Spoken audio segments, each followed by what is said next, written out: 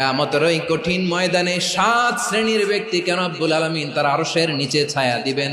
তার মধ্যে প্রথম শ্রেণীর ব্যক্তি হলো ইমামুন আদিল, যে ইনসাফের সাথে বিচার করে, যে জাস্টিস সমাজে সার্ভ করে, যে সুশাসন নিশ্চিত করে, ওই ইমামুন আদিল। আদিল শব্দটা বুঝছেন না? ইন্নাল্লাহা ইয়া'মুরু বিল আদল, পাইছেন? আদিল।